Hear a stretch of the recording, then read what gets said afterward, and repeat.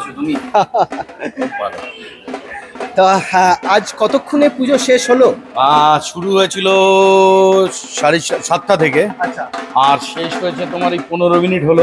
নবপত্রিকা স্নান কি এখানেই? হ্যাঁ হ্যাঁ, এই তো এখানেই হলো। আচ্ছা, আর এখানেই সব হলো। আর আমাদের মধুদা 3 দশক 4 দশকের কাছে হয়ে গেল প্রায় পুজো করছে।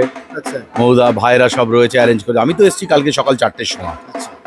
আর সুন্দর যাচ্ছে, সব দারুণ হচ্ছে। নবপত্রিকা স্নান হলো, অঞ্জলি হলো, তারপরে আরতি হলো। দিদিরা সকালে এসছে দিল্লি থেকে প্লেনে করে, আবার রাতে চলে যাবে দিল্লিতে। তাই? এত ভালোবাসে ভারী। সেই তোমার সাথে কথা হলো, এত ভালো। দেখো তোমার মনের ইচ্ছা ছিল, মানে এটা একটা আমি করে খুব ভালো।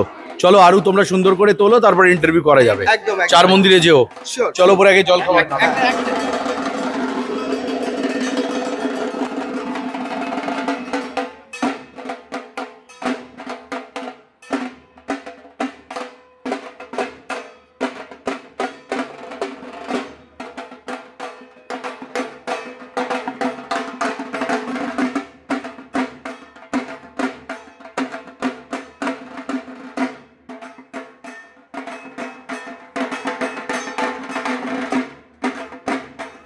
নমস্কার, এই মুহূর্তে রয়েছি আরবেলিয়ার বসুবাড়ির দুর্গা উৎসবে।